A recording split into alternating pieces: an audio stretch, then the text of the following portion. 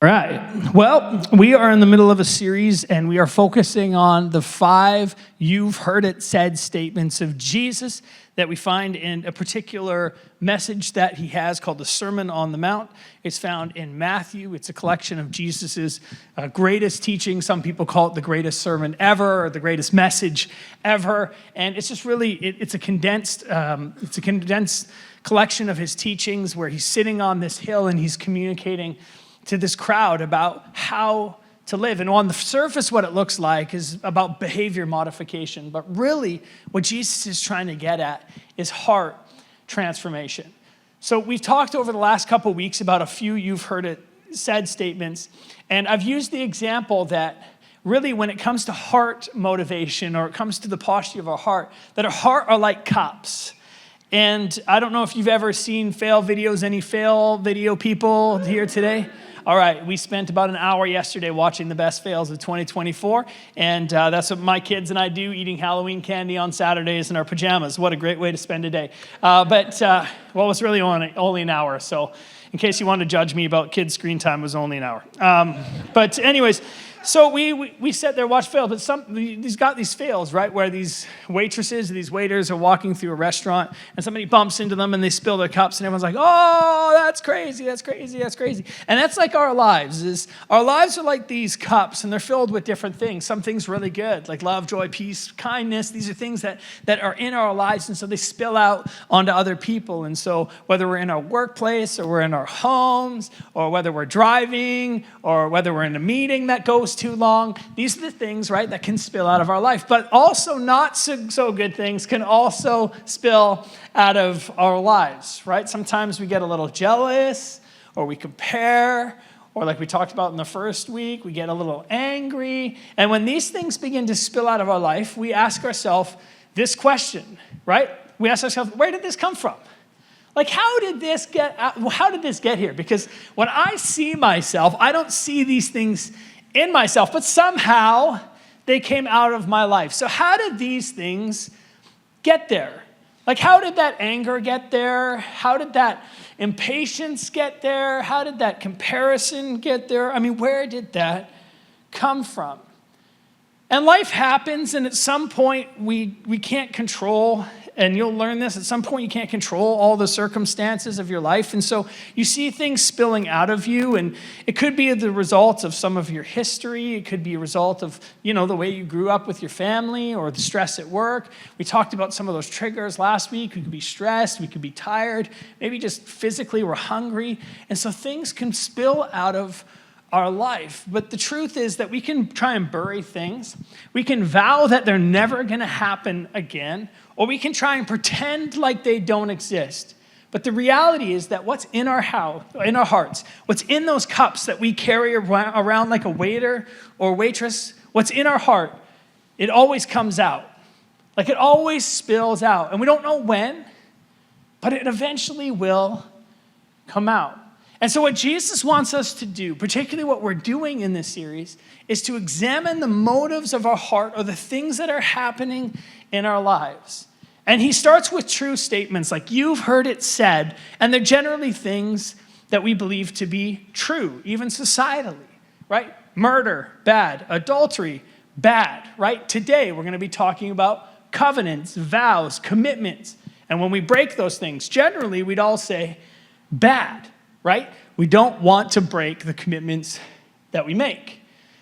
And so when we start talking about these things, particularly today's topic, you could say, well, don't break commitments. That's kind of like, that just seems like common sense. Jesus, that just seems like common sense. Just don't break commitments, right? And yet, we find ourselves in places where, whether it's from us or other people, we can find ourselves with incongruent parts of our life. And so today, we're going to be talking about congruency. We're going to be talking about this idea of delivering on the things that we've said that we are going to do. I mean, we've all experienced, right? Someone or something that was agreed to show up to a party, and maybe they canceled. Or maybe you planned a party and half the people didn't show, and you thought, oh, that's not great, right? Somebody swore this was the last time, and it wasn't. Went 50-50 on that business deal. The other person didn't deliver, and you were on the hook. Worst is that maybe they made a vow to you, long-term commitment. Maybe it was a forever commitment, and it got broken, and it cost you, and it cost them, and it was relational collateral, and you wondered, how did this happen, and how did it get here? You see, we've all experienced these things, and the hard truth, if we're willing to accept it, is that we've also played at times a part in somebody else's story around this. Though like most things, it's hard to see in ourselves. And here's what we typically do. Because maybe we're pre-wired this way, I don't know, but we judge ourselves on other people's intentions. Or we judge ourselves, by our intentions. But we judge others by their behavior. And in doing so, we disassociate our intentions from our behavior. And so what we can do on a message like today is we can think about all the other people around us that this applies to. But we can't change others. I don't know if you've realized this. We can't really change others. We can force them. But when it comes to heart change, when it comes to deep change, lasting change, it's something that needs to be initiated, either one, we believe by God, but also by the other person, that there needs to be a conviction around the change. But what we can do today is we can look at our lives and we can be honest with ourselves and say, is there things spilling out as I evaluate myself, if there's things in my life where I'm like breaking, not big things, but maybe over and over again, even little things, to assess our lives and to evaluate ourselves instead of going to your spouse and doing one of these or looking around the room, I hope this person's here today that this message applies to, is to look at our own motives, to look at our own selves and say, is there something here for me, God? Like other areas we've talked about in the series, Jesus wants us to first look at our own commitments, the trust we build with others, and our reliability. So we find ourselves today in the book of Matthew, on a hill where Jesus is teaching the greatest message ever to the crowds who choose to listen. And similar to other weeks, he's going to start with a "you heard it" statement. And again, we're going to wade into the territory of commitments, vows, and congruency. This is where Jesus begins. Again, because this is the third week, right? This is the third "you've heard it said" statement. He's already said it a number of different times. You have heard that it was said, okay? So he's referencing back. If you've missed the previous 2 weeks, that's okay. You can go back and listen, or I can just catch you up right now. Jesus is referring here to the law of Moses, okay? So Moses goes up to a mountain like Jesus goes up to a mountain to teach law. And so Moses goes up and he gets the 10 commandments, he brings them down, and then a bunch of laws are initiated for the people of Israel. On top of that, there's the Talmud and the Mishnah, which are a whole bunch of laws upon laws upon laws upon laws upon laws upon laws upon laws upon laws that would make somebody religious. Your piety is based on what you can do. The way in which you interact with God is based on your performance, okay? And so Jesus is saying, you've heard this said. And even if we expand that just a little bit, that the Jews who would be listening here would say, yes, I totally get that. I totally get the Talmud. I get the Mishnah. I get the law of Moses. And so we can easily say in 2024, almost 2025, right? We can say, well, that was 2,000 years ago, and we're not Jewish, so how does this apply to us today? But similarly, you might not hear Jewish law, but you hear a lot as well. Like, people love to talk, sometimes with good intentions, sometimes with self-importance, or even because maybe they couldn't help themselves. But lots of things are said, and this is important to note here. Not all things said need to have equal weighting, right? At some point, we need to think about how we rank people's voices. Earlier this year, we did a message with Andy Stanley about the weight of your words. And one of the ideas in this series was that not all words are weighted equally. So one of the questions we must wrestle with in this series is whose words have the greatest weight in your life, and to assess why. And this is what Jesus is confronting in those who are listening to this, is whose authority are you going to listen to? And so we're going to see a contrasting statement between you've heard that it was said, and then Jesus rebuttal that, or Jesus contrasts that with, but I tell you. And what he's doing is he's asserting his authority. And so too, in the life of a Jesus follower, and for some of you, you haven't made that commitment yet. Maybe you're just trying to figure things out. But for those who have chosen to follow Jesus, we have a decision to make about the voices that we weight and whose voice ranks highest. In other words, who is our ultimate authority? As followers of Jesus, we don't just elevate Jesus' voice amongst many. And this is a hard challenge for many people. What Jesus invites us into is to put his voice as the ultimate authority. And so when he says statements, but I tell you, they're not just simply wise statements amongst many wisdom literature. He's saying, these are the MO that I give you. To be my follower is to do blank. And it's an invitation at times to push aside public opinion or pious practice or even personal wisdom. And at times this is done when Jesus' voice is elevated and we put other voices against it. Sometimes those voices just can't have the same weighting. And so, as people hear this, as we hear it today, we can either hear this as wisdom, and for some of you, you're like, I haven't settled the authority thing in my life. But for those who are Jesus followers, to say that Jesus is the authority, these become then our marching orders, or the way in which he desires for us to live. So he says, you've heard it said, and what he's referencing is all those laws, but also all the voices that we hear. You've heard that it was said. What is he about to say? Let's find out. To the people long ago, do not break your oath, but fulfill, I love this, to the Lord the vows you have made. He's saying that everything can be done unto God.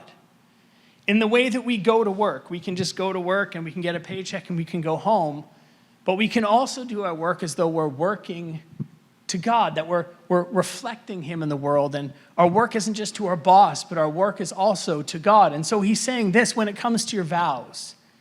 When, hey, I'm going to be there, I'm totally going to be there, I'm totally going to be there. That vow can be done unto God. Big, small, these oaths that we make can be done, fulfilled to the Lord, or unto God, in our speech, in our words, in our spending, in our relationship. In today's case, our commitments or our vows, these can all be done to God. And Jesus would say that they should be done unto God. That when we make a commitment, it's as though we're not just committing to the people around us, but to God himself. And this is a big challenge. And so he's gonna even bring this to a new place and even a more challenging place for us. Let's go to the next verse. But I tell you, again, this is a contrasting voice, do not swear an oath at all, either by heaven, for it is God's throne. Now I'm going to pause here for a second because he's saying when you make a vow, there's got to be some level of seriousness with it. When it comes to the idea of congruency, you got to be careful, and we'll talk about this in just a bit, that trust is on the line. And when you break your vows, particularly those to God, it reflects God to those around you. And so here he's saying, and we hear this all the time, that people are like, I swear to God I will. Or I swear to God I will never. And this sounds big and it sounds pious, right? It sounds like, oh, that's really religious. That sounds really good. But Jesus is like, don't do it. And most of us have this inner intuition that when somebody swears that big, we're kind of like, really? Did you have to go that big on something that small? Has anyone ever had that before? Nobody but me? I heard a couple of you laugh, right? Because that happens. Like when you swear that big, you're like, do you have to? Is there a reason? Right? And Jesus is saying, don't do it. And then he continues. Or by the earth, for it is its footstool. Or Jerusalem, for it is the city of the great king. And you're like, footstool in Jerusalem and city of the great King David. I mean, why are you bringing this stuff up? And here's why. It's because the religious leaders put a clause in the law that if you didn't swear by God, then you didn't have to hold that commitment. So you could say things like, I'll be there, I swear. And this time I swear it, I'll give my right arm or I'll give my left arm. You know, I'll do all these different things, but I don't really have to show up because I didn't swear to God. I mean, I just kind of made a commitment. And what happened was, even when it came to large vows around the Jewish tradition, people were breaking those as long as you didn't do it to God. And so this became the system where we were looking for out clauses.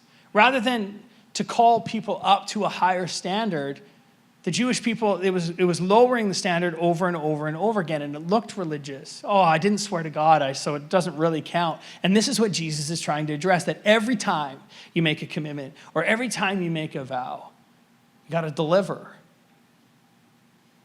And then he says this next.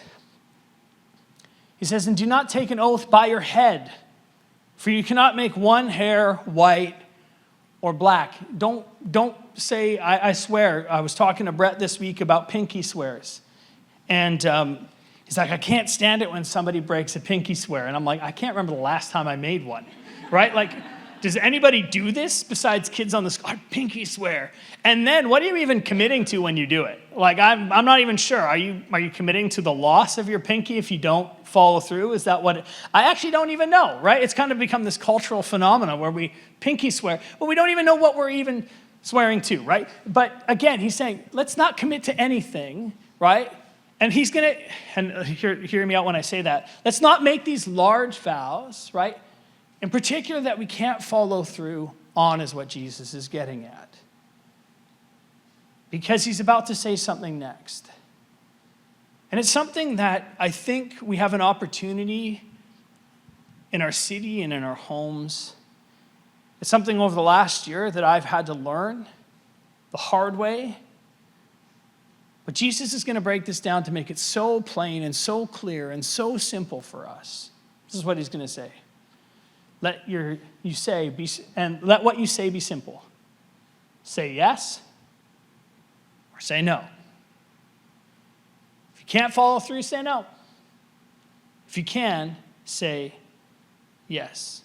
I don't know if you remember this, but there was a maybe button that Facebook put out on events for a while. And every time you saw a friend click that button, you wondered, seriously? Right? But what he's about to say next is a bit shocking. And you might even go, well, you know, I understand this following Jesus thing, but Jesus, this seems a little harsh. Like what you're about to say after this statement seems almost too much. And this is what he says next. Anything more than that, this comes from evil? Hold on. Jesus, that seems really extreme. But the point is, and we can't miss it here, is that a broken commitment or promise, big or small, it impacts us. When we break it, it makes us feel less trustworthy. It erodes people's trust. And it hurts those around you. General Society is a polling agency out of the States.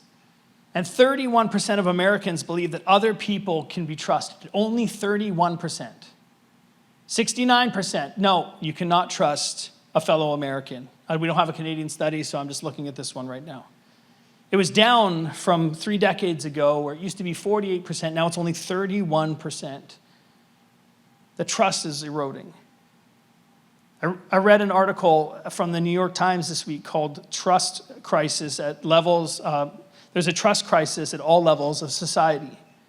And one of the ways that this has happened is we see over and over again fake and fake and fake and fake. It almost seems like There's this erosion of just, can I even believe what other people are saying culturally? We scroll through and it seems like there's just so much information going around all the time. It seems like there is an erosion, again, of trust. And what it does is it separates us. What it does is it hurts us. But the reality is that I think that these words that Jesus spoke on a hill almost 2,000 years ago are important for us in the church today. Because I think the church has a role to play in our city and in our nation, particularly when it comes to how we operate in the world.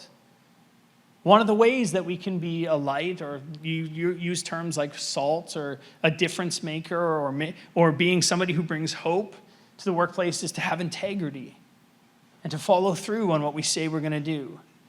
And whether you and I like it, my life is my message to the world, and your life is your message to the world. And if you're a follower of Jesus, your life reflects Jesus' message to the world some way. It may be the only message of Jesus that anyone hears in the world. You may never share the literal gospel or good news of Jesus, but your life says something about the one you serve. And this is a cultural phrase that many of us use, but just know this, that your actions speak louder than your words. And this is the heart of what Jesus is getting at. Is he wants you to know that congruency and integrity matter. Stephen Covey writes about integrity this way. Integrity is when there's no gap between intent and behavior. When he or she is whole, seamless, the same, inside and out. I call this congruence. And it is congruence, not compliance, that will ultimately create credibility and trust.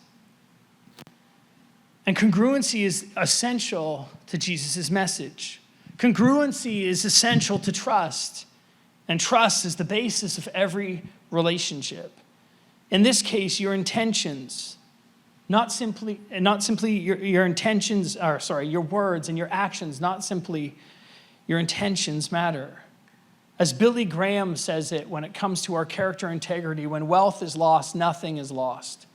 When health is lost, something is lost. But when character is lost, all is lost. And this is what Jesus is getting at. That you have two choices. You change your behavior to match commitment, or you lower your values to match your behavior. And what Jesus is calling both those who choose to follow him and those who are wondering, what does it look like to follow Jesus, are calling them to a higher standard of living. Jesus expects those who choose to follow him to hold to their values with their behavior that matches their commitment and invites others to do the same. And even if you don't get it right, and this is important to say, that there is grace and forgiveness. But let's not rely on these things as our only way forward, because it can cheapen things over time if overused. And so he calls us to say, let our yes be yes and our no be no. Let's not make promises and commitments we can't deliver on. And in my life, I'm an Enneagram 3.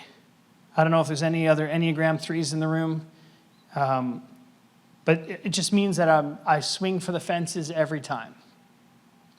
Part of my internal dialogue and behavior is because I swing for the fences every time, I overestimate a lot. I'm one of the worst estimators ever. I don't know if you knew this about me, but now you know. So when somebody's like, how many square feet was that room? I can't really tell you, okay? And it's not because I don't want to tell you, it's because I really can't estimate that well. Now this, when it comes to commitments, even in my own life, there's times that I overcommit because I want to accomplish more. And I'll be honest that there's a season where I had to be confronted that I just could not commit nearly enough. And so I say, and some people think that I shouldn't say this, but that's okay. I have to make my life more boring. I have to underestimate right? What I can do. And then I need to undercommit to what I've normally done. And the reason being is because I have good intention, right? I'm driven. Surely I can accomplish it, but it comes at a cost to my own personal health and the people around me. And so I bring all that up to say that each one of us are uniquely wired. For some of us, we overcommit and underdeliver. And there's a change there. For others, we never commit because we understand that, like, oh, I could potentially not deliver, and so we don't ever commit. And then we also can't build trust there, but that's another extreme. But we're talking about today this idea of following through. And from one person to another, that maybe this has been a part of your life and it's hard to see. I'm thankful for people in my life. I'm thankful for the elders of this church. I'm thankful for friends in my life who call me out on my stuff. And we all need it. And I say that because I'm not perfect. I know you thought I was, but I'm not, okay? I'm not perfect. But I do follow Jesus. And there's things in my life that I need to continually orient myself around. So, there's been seasons of my life where trust has been gained, and there's been seasons of my life where it's been lost.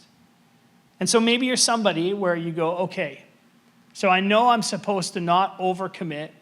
I know that I'm supposed to deliver, but how do I then build trust back? Because what Jesus is also referring to here is when we don't follow through with our commitment, it erodes trust. And so some of you might be sitting here today and you're like, well, how do I build back trust if I haven't followed through on my commitments? How do I begin to build this back in my own life? How do I begin to build trust with other people? And this is a great question.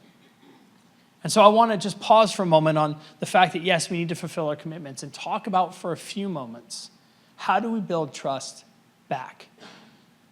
So the first way that we build trust back when we break our commitments is this, is we ask for forgiveness. I'm sorry. Now, I just want to make this really obvious and clear that asking for forgiveness doesn't necessarily mean that we've changed our actions. Forgiveness is acknowledging past hurts or past non-deliverables, but it doesn't mean that we've already started the process of change. It's a starting point to acknowledge that something needs to change, but it doesn't mean that something has changed yet. So here's why I want to challenge that. I want to just challenge, not challenge forgiveness, but like the next step is for some of us, we believe that this is where it ends. I just need to apologize. But the reality is that there's a few other steps that are important for us in order to build trust back. So forgiveness is a great first step.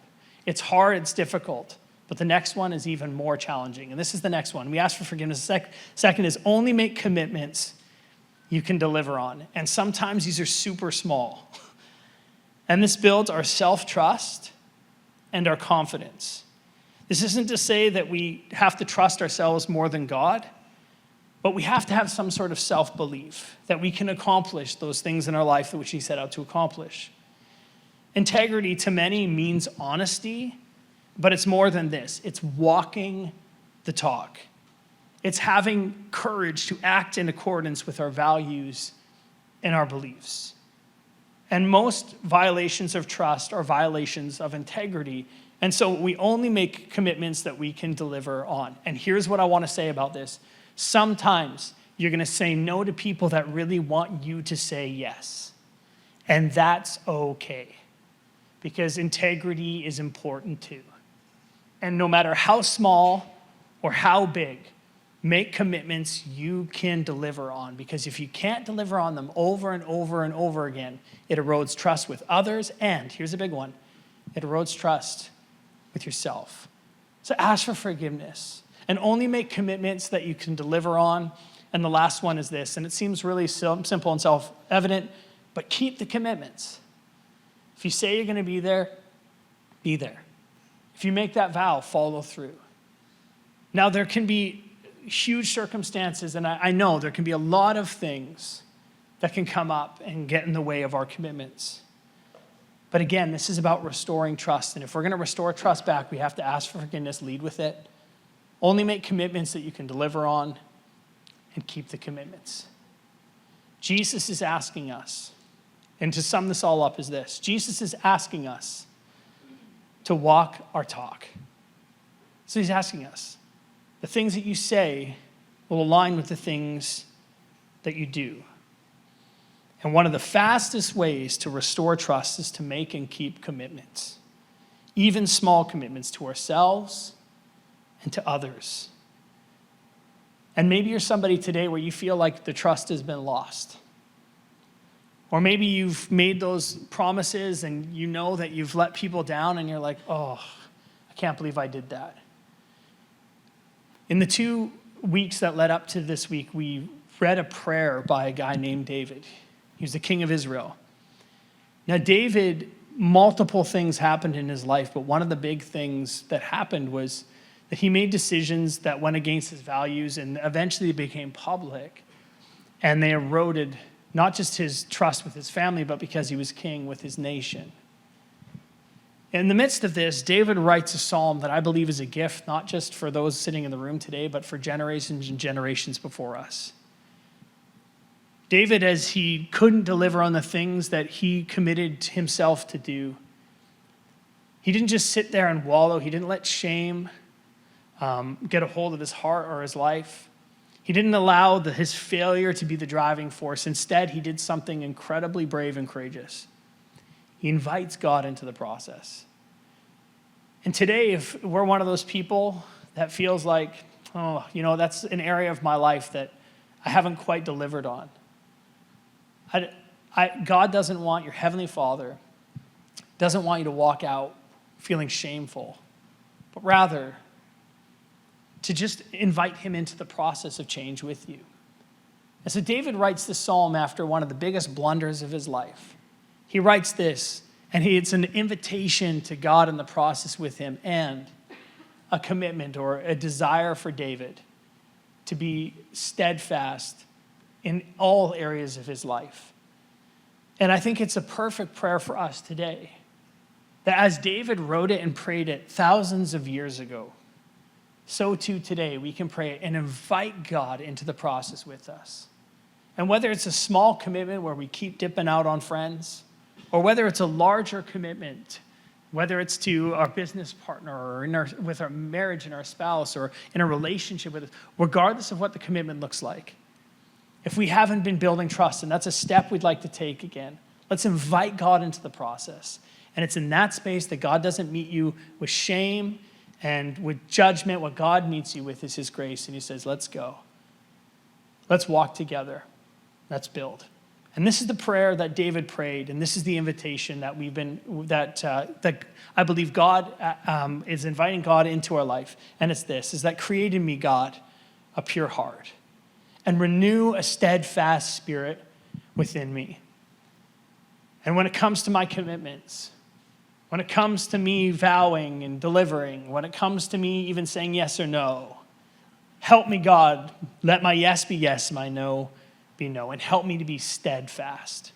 Even when the answers to somebody who doesn't want to hear it, it's no, I can't commit to that we would be steadfast and that we would have pure heart. So that's my prayer today. That's the prayer that I want to invite us, for those of us today in the room.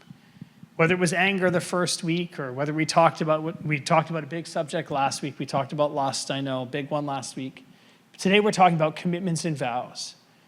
That God, we invite you to create in me a pure heart and to help me be steadfast in every area of my life. But God, this week in particular, maybe it's in the rebuilding of trust. Maybe it's even being stronger in my no's or fulfilling my yeses. God, help me to be steadfast. Let's pray. I just want to invite the band up too. God, thank you so much for this morning. God, that you've invited us into a life with you. And your hope for us, God, is that we would be able to be steadfast. That we would be a pure heart. That God, what spills out of our life isn't incongruency, but congruency. That God, our yes would be yes, and our no would be no. That God, the things that you've called us to be, the things that you've called us to commit to, that God, you would help us to be steadfast and committed. That God, in areas of our life that maybe we can't even see, God, the blinders have been on, that we'd be able to be open and honest with the people around us. And we'd be willing to hear, God, the direction that you want us to go. In those spaces, God, would you help us? Would you help us to be the women and the men that you've designed for us to be? That God, that shame and guilt doesn't define our story, but your goodness and your grace. Help us today, God. Create in us a pure heart and renew in us, God, a steadfast spirit. Help us to be consistent. Help us to be steadfast. Help us to be rooted in you and rooted in your love. This is our prayer for today. And God, in those areas that we've lost trust, or in those areas where we haven't delivered, God, help us to be quick to ask for forgiveness and quick to build. God, help us to have the courage to face what is hard to face, and to be a people in your city and in this community, God, a people who are willing to grow, that are willing to walk with you and have integrity, and God, be marked by the same commitment you made to us, Jesus, in giving yourself for us, that we would also too be committed to others. Help us, God, we pray, in your name. Amen. Why don't we stand to our feet right now? Tim and the team is going to lead us in a song, and why don't we sing?